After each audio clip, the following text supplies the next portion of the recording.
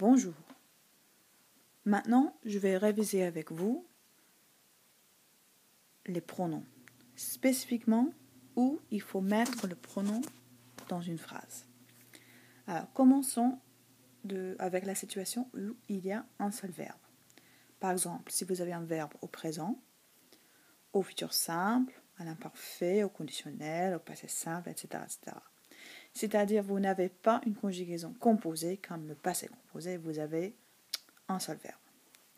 Alors, quand vous avez un seul verbe, tout simplement, vous mettez le pronom avant le verbe. Je le mangerai.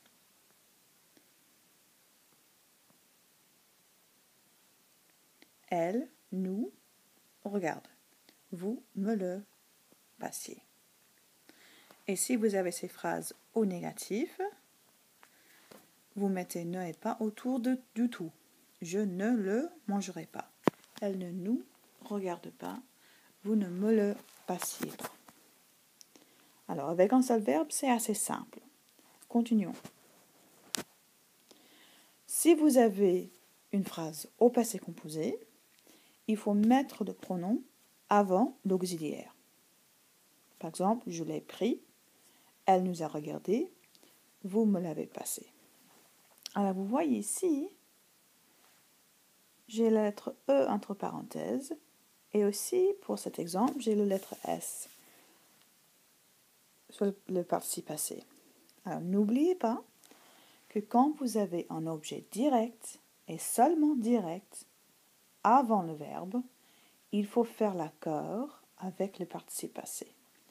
Alors, L' représente quelque chose, mais on ne sait pas si cette chose est masculine ou féminine. Alors, c'est pour ça que j'ai mis le E entre parenthèses.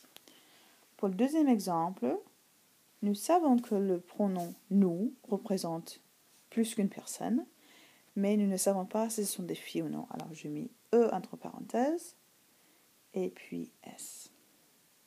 Regardez maintenant les exemples au négatif. Vous mettez ne et pas autour de l'auxiliaire et vous gardez le pronom avant l'auxiliaire. Je ne l'ai pas pris. Elle ne nous a pas regardé. Vous ne me l'avez pas passé. Ok. Troisième exemple. Quand vous avez un verbe qui est conjugué et un verbe à l'infinitif. Souvent, vous utilisez le verbe aller plus infinitif pour parler du futur. Alors, pour le premier exemple, je vais le manger. Alors, vous mettez le pronom avant l'infinitif. Ce verbe est conjugué et ce verbe est à l'infinitif, alors vous mettez le avant l'infinitif. Regardez les exemples négatifs. Vous mettez ne et pas autour du verbe qui est conjugué et vous gardez le pronom avant le verbe qui n'est pas conjugué. Je ne vais pas le manger.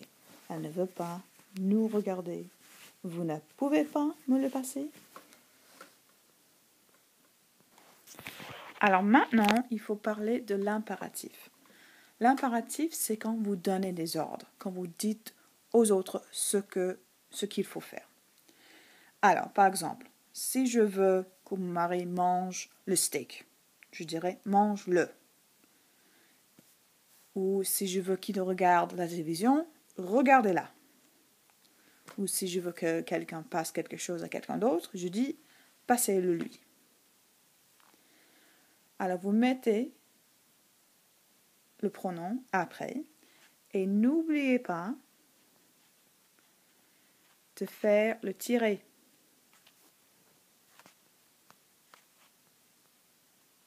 C'est très très très important.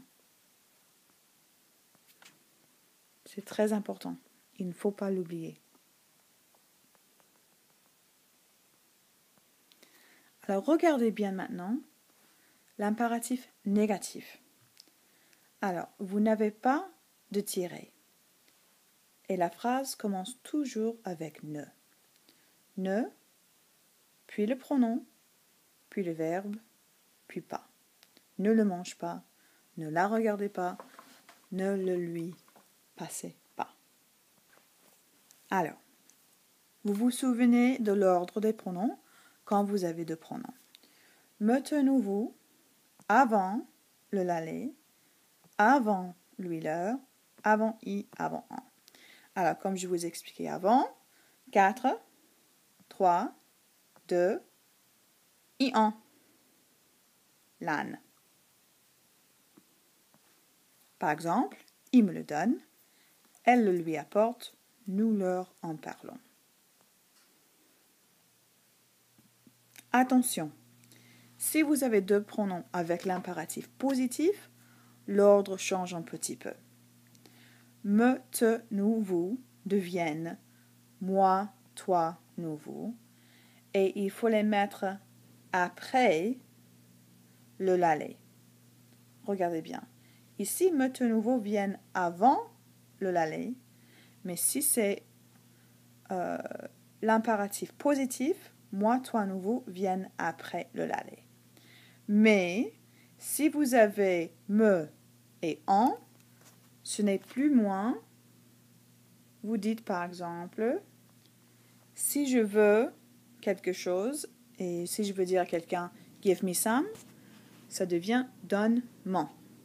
Alors ce n'est pas moi, seulement quand vous avez en aussi. Si c'est donne-le-moi, vous gardez le moi. Donne-la-moi, donne-les-moi, mais donne-moi. C'est tout.